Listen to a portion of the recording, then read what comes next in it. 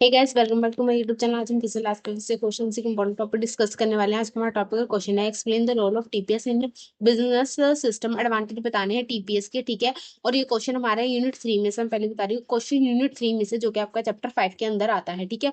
आज से स्टार्ट करते हैं। फर्स्ट हमारा इंट्रोडक्शन में क्या लिखा है? In a modern business environment, organisation perform a large number of routine transactions every day, such as sale, purchase, payment, receipt and payroll processing. ये बोलता है कि भाई आज के मॉडर्न टाइम में हर एक ऑर्गेनाइजेशन को कुछ रूटीन और रिपीटिव वर्क करने पड़ते हैं, या बोल दो ट्रांजेक्शन्स करनी पड़ती हैं, जैसे कि सेल, परचेज, पेमेंट, रिसीप्ट, ठीक है, बिलिंग। इसको ये बोलता है कि आगे क्या लिखा है? To handle this activities efficiently and currently business rely on a transaction processing system. बोलता है कि इन सारी एक्टिविटीज को हैंडल करने के लिए हम टीपीएस के ऊपर डिपेंड करते हैं। ये बोलता है TPS form the operational backbone of the business system and smooth functioning of the daily activities. ये बोलता है कि जो टीपीएस है ना, वो एक बहुत ज्यादा जरूरी है, बिकॉज ये एक बिजनेस सिस्टम की बैकबोन है, मतलब कि रीढ़ की हड्डी है। इसके बिना एक बिजनेस ऑर्गेनाइजेशन स्मूथली चल ही नहीं सकता है, ठीक है।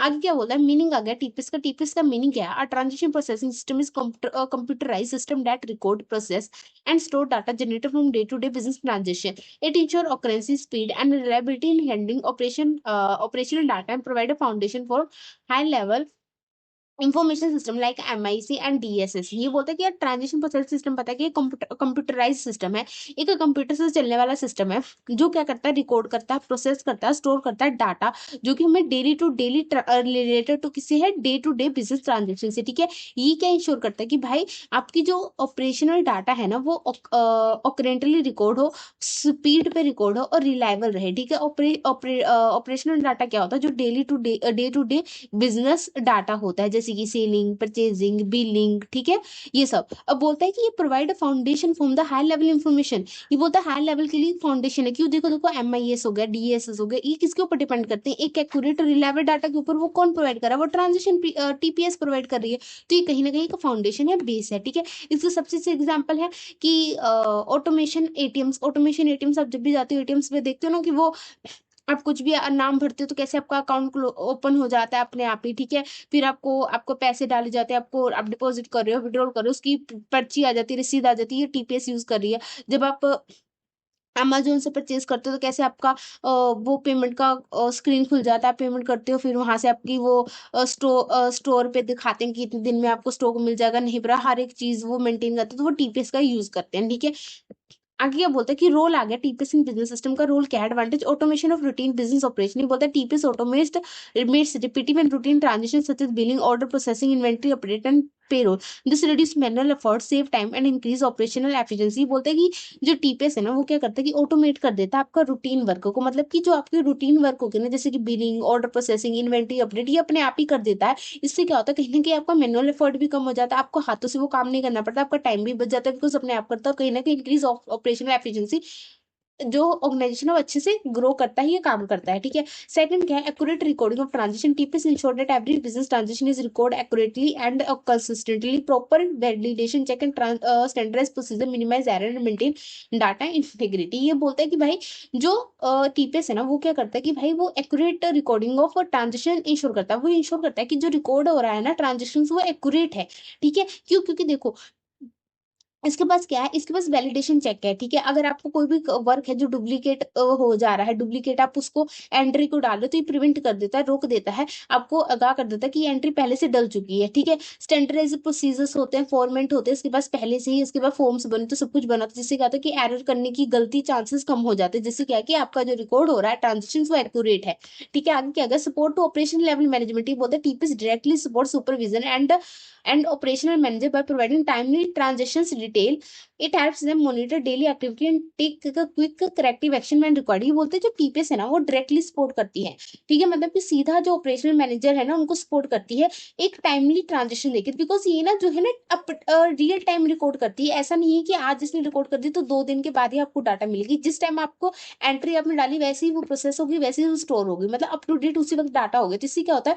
जो ऑपरेशनल मैनेजर्स है ना, जो कि मतलब लो लेवल के मैनेजर्स है, वो क्या करते हैं? उनको टाइमली इंफॉर्मेशन मिल जाती है। इससे क्या होता है कि वो मॉनिटर भी कर पाते हैं डेली की एक्टिविटीज, और कहीं पे कोई एक्शन लेने की जरूरत है, वो करेक्टिव एक्शन भी टाइम पे ले पाते हैं, ठीक है। आगे क्या है? Source of data for other information system. ये बोलता है TPS act as a primary source of data for management information system decision support system and executive system accurate transaction data enable effective reporting and analysis. ये बोलता है कि भाई TPS में एक प्राइमरी सोर्स है, मतलब कि एक बेसिक सोर्स है जहां से एमआईएस को, डीडीएस को, ईएस को डाटा मिलता है। इससे क्या होता है कि एक्यूरेट ट्रांजेक्शन कहीं ना कहीं effective reporting, decision making, analysis में भी हेल्प करती है। मतलब जितना इंफॉर्मेशन एक्यूरेट होगी उतनी ही जो एमआईएस है वो सही से रिपोर्टिंग कर पाएगी, डिसीजन सपोर्ट सिस्टम उतना ही अच्छा डिसीजन ले पाएगा, एग्जीक्यूटिव सपोर्ट सिस्टम उतना ही सही से स्ट्रेटेजीज बना पाएगा। ठीक है, आगे क्या बोलता है, इंप्रूव स्पीड एंड एफिशिएंसी। बोलता है by processing large volume of transaction quickly TPS ensures smooth business operation and during a peak period, faster processing, improve customer satisfaction, internal coordination. ये बोलते हैं कि भाई एक कंप्यूटर है,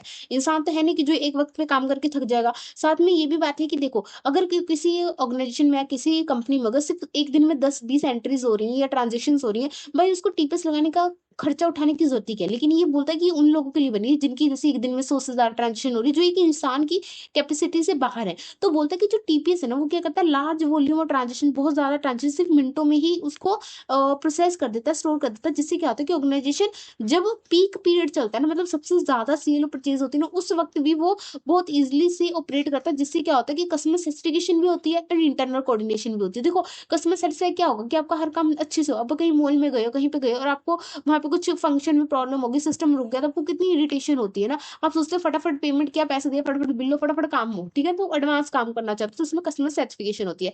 आगे अगर कॉस्ट रिडक्शन, ये बोलता है TPS reduce operational cost by minimizing paper work, reduce error, lowering man power requirement, automation lead to better utilization of organization resource. बोलता है कि जो टीपीएस है ना, वो कॉस्ट को कम कर देती है। कैसे कैसे, देखो, ये सारा काम डिजिटली करती है, कंप्यूटराइज सिस्टम से करती है, तो आफ्टर उसी पेपर वर्क की जरूरत नहीं होती।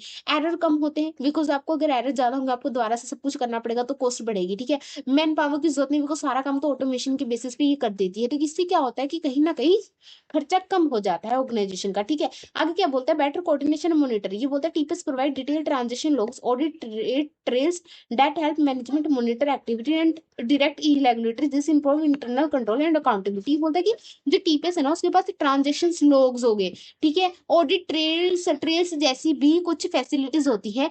जिससे क्या होता है कि जो मैनेजर है ना, वो डेली की ट्रांजेक्शन्स को मॉनिटर कर सकता है, कंट्रोल कर सकता है, और देख सकता है कहीं पे कोई चेंज तो नहीं आया, कहीं ना कहीं कोई इफेक्ट तो नहीं है। इससे क्या होता है, कहीं ना इंटरनल कंट्रोल में भी हेल्प होती है। ठीक है, आगे क्या बोलता है, टाइमली अवेलेबिलिटी ऑफ इन्फॉर्मेशन। बोलता है TPS process transaction in real time और batch mode, ensure updated information available whenever required, timely information support acquisition decision making. देखो, मैंने पहले ही बताया कि ऐसा नहीं है कि टीपीएस आज रिकॉर्ड कर लिया तो 2-3 दिन के बाद प्रोसेस करेगा, स्टोर करेगा। वो बोलता है कि जिस टाइम पे आपने रिकॉर्ड कर देना, उसी टाइम पे वो प्रोसेस हो जाता है, उसी टाइम पे वो स्टोर हो जाता है। ठीक है, तो इससे क्या होता है कि रियल टाइम पे अपडेट होती रहती है चीजें, तुरंत डाटा अपडेट हो जाता है। तो इससे क्या होता है कि आपको जब इन्फॉर्मेशन की जरूरत है, आप तब ले सकते हैं। इससे क्या होता है, डिसीजन मेकिंग बहुत अच्छे में, टाइमली डिसीजन मेकिंग लेने में बहुत हेल्पफुल होता है। आगे क्या है, enhance customer service, quick order processing, accurate billing, promote service enabled by TPS, improve customer satisfaction, build trust in the business. ये बोलता है कि भाई देखो, एक ऑर्गेनाइजेशन के सबसे इंपॉर्टेंट क्या है, कस्टमर, कस्टमर किंग है, कस्टमर की ही स्पेसिफिकेशन सबसे ऊपर है। लेकिन जो टीपीएस है, वो क्या करता है कि ऑर्डर प्रोसेस, फटाफट ऑर्डर प्रोसेस कर दिया,